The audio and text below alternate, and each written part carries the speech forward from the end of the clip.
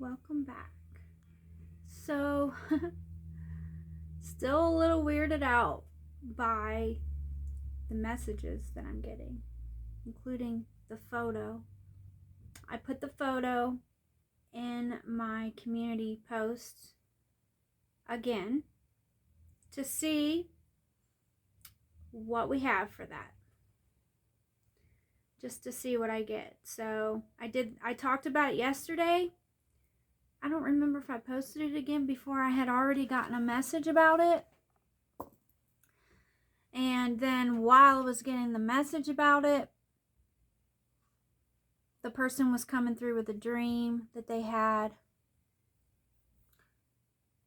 Providing it's not a false sign and wonder, but a real dream.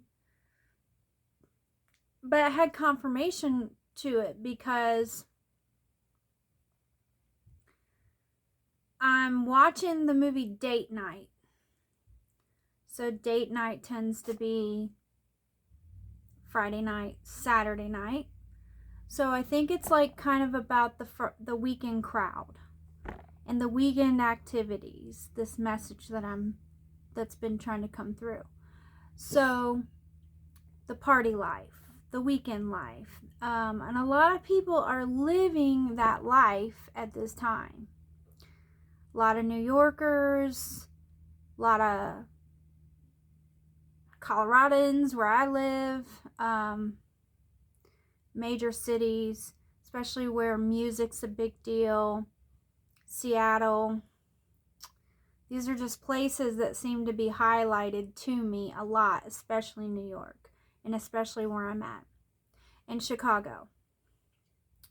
So I do a lot of Gaia channelings, and a lot of times that does involve what I call ley line work. So that would involve names, street names, major cities, blockchains, sometimes maps, events, weather events, music events, movie releases, music releases, all this kind of stuff. No big surprise there. My birthday's 6/24, right in the middle of summer. That's wedding season. That's when they release a lot of music and movies and all this kind of stuff. So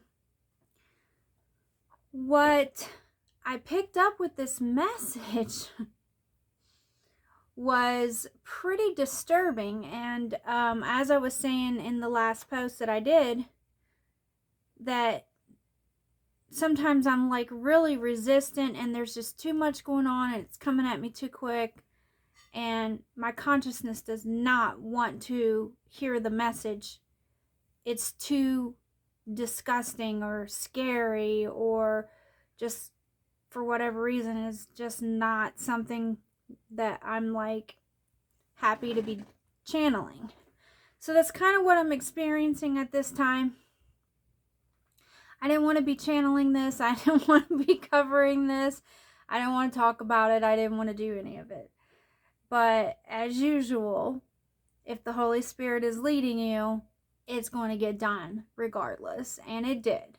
So the message came through, and it is a huge warning about God pouring out a wrath on this particular type of energy, places, people. Now, the person that gave the dream message, they said, well, I think it's LGBTQ community. But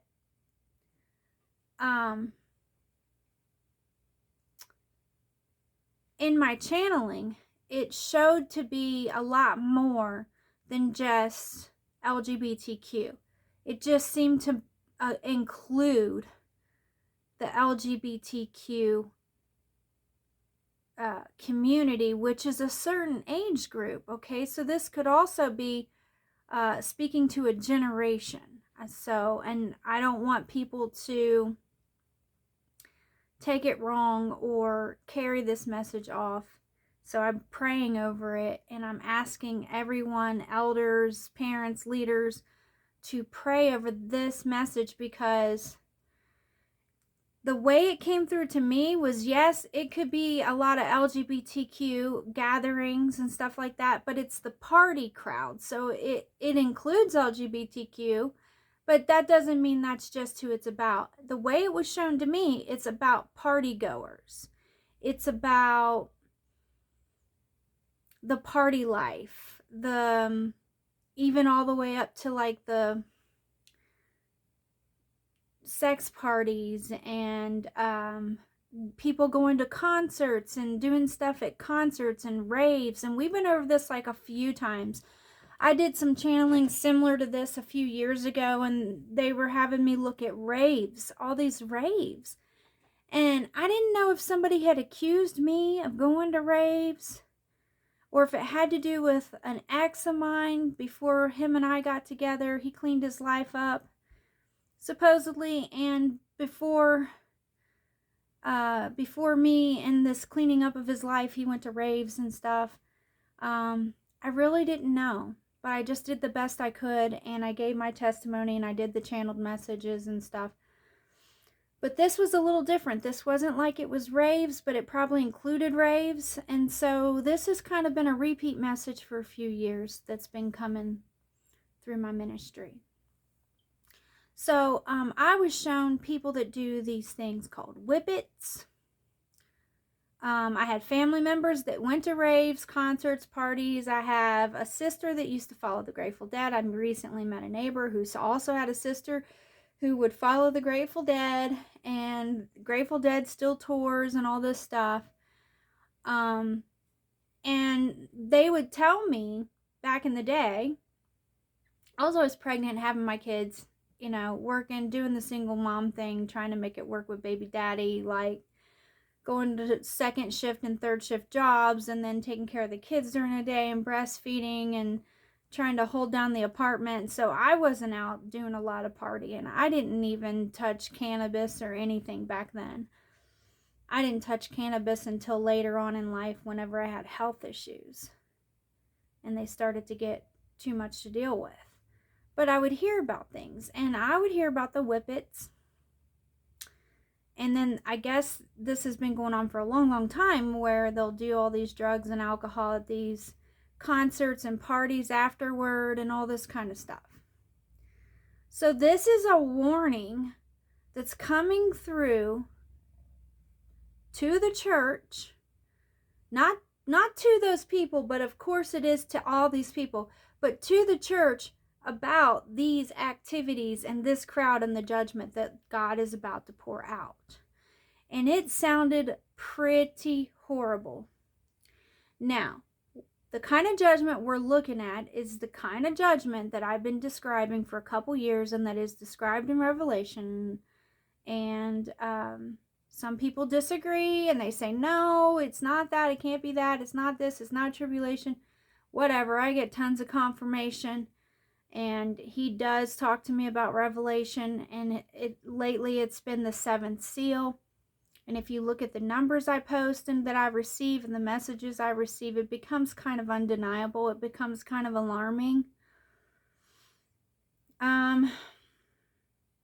So I want to just make sure that I reiterate this message, that I do get this message out there, that this is serious, this is urgent, this needs prayed over, this has been confirmed on high in multitudes of ways and multiple times. And that's what we look for. That's what Akashika is all about. It's not about being prophetic or psychic or knowing what is to come, but it's about signs and wonders and the way God works in multitude. So, I covered a little video this morning explaining my perception on multidimensionality and the different dimensions. That's just my own enlightened view and perspective on dimensions and higher spiritual journeys, enlightenment, la-di-da, la-di-da. So, but this message, you have to go into my community section. You have to see what I've posted there. You got to offer up your prayer and your good energies and your love and your light to it. That's the whole purpose of this channel. And use your own spiritual discernment and gather from it whatever you will, whatever you would like to gather from it. Don't judge and criticize and condemn. Please don't take this information in any negative way. Please plead the Holy Spirit and plead the blood against this type of judgment and against these types of activities. And be diligent in your own ministry and your own sharing or your own church activities.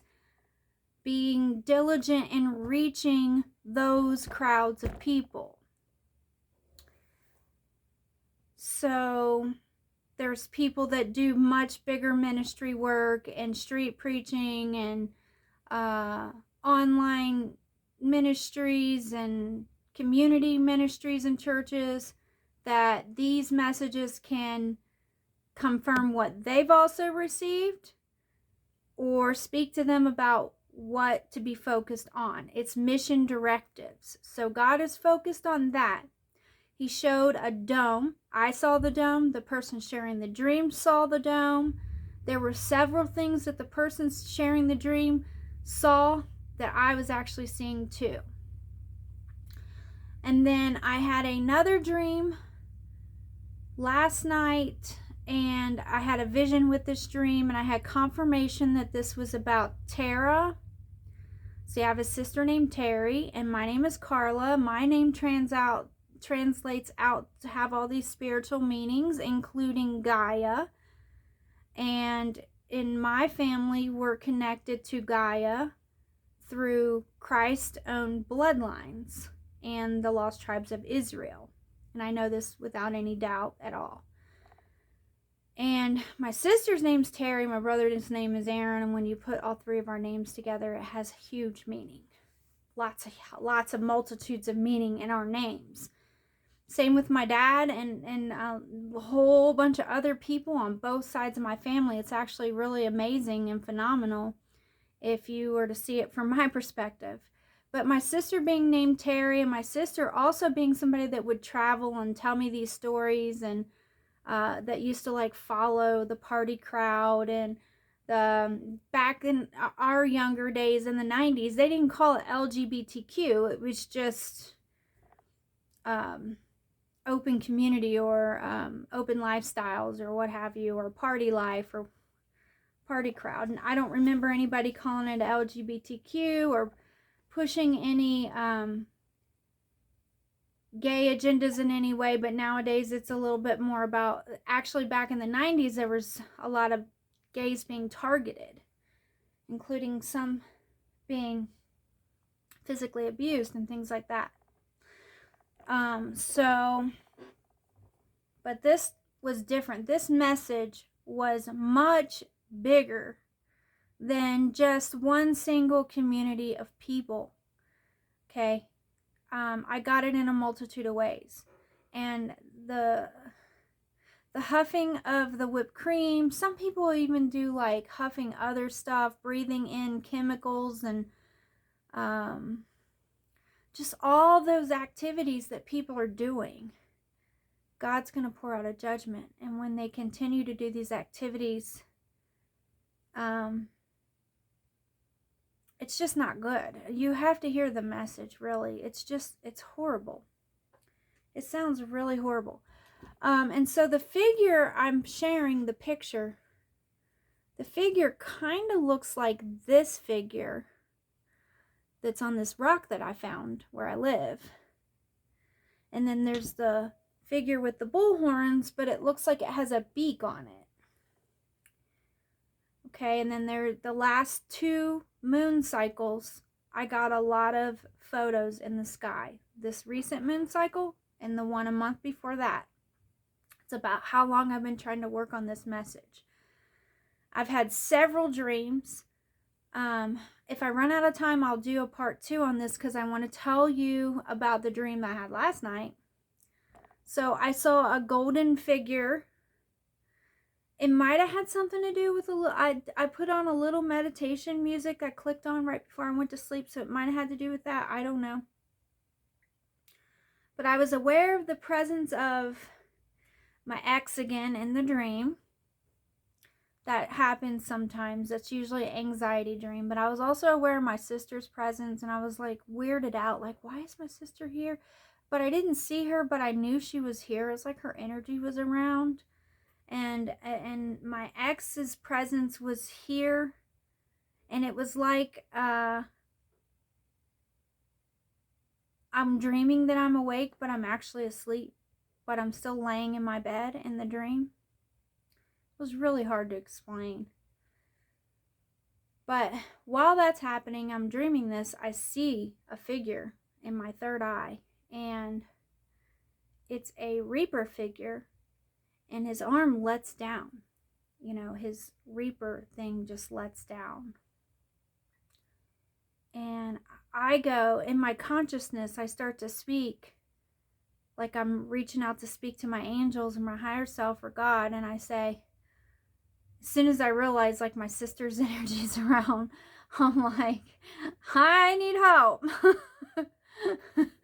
Because my sister has big energy too. She has a lot of, we're both water signs. And it could have even been my sister somehow reaching out that she needed help, that she needs prayed for. And my ex as well. It could be that they need prayed for. So then I get up and I'm getting all this channeled energy, and this message comes through about the cryptocurrency. And I don't do cryptocurrency. I've stayed out of it. I've just been observing and watching and trying to pray about it all the time and watch what's going on with it and take it all in as best I can. And that's still what I'm doing at this point. And I don't at this point know if it's a warning not to do the cryptocurrency and to adhere to what Revelation is warning us about, which is what the bigger part of me wants to say, or if there is some opportunity to earn, but I don't think so. You know, you have to decide for yourself at the end of the day. I just feel like it's gonna get to the point where eventually we're going to be forced to do things digitally that we don't want to do. And it's a message about that. It's about what is happening in crypto and where that's going, and to study Revelation, I think is what the Lord is saying. Study my word. Seek the kingdom, which is, the kingdom is, the way to seek the kingdom is to say the Lord's Prayer and do your personal salvation and personal Bible studies, prayers, meditations by focusing on His face, His image, His identity, which is found only in the New Testament.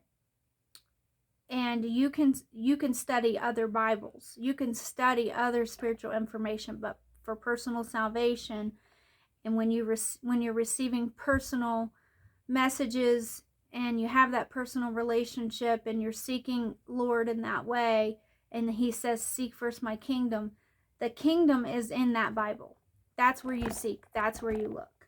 And that's what 11:11 is telling you, is to seek the kingdom, to seek the eternal, which is found in that Bible. All other word is like, here's my Old Testament. See, and I check out my Old Testament sometimes. But when it comes to like, okay, I need confirmation. Okay, I need to go deeper. Okay, Lord, I'm seeking you. Or what did this message mean that I found or heard this other place? Then I go to my New Testament for confirmation. So that's seeking first the kingdom. And I think at this time He's saying, revelation. Pay attention to my revelation. So that is all. I love you all. Bye-bye.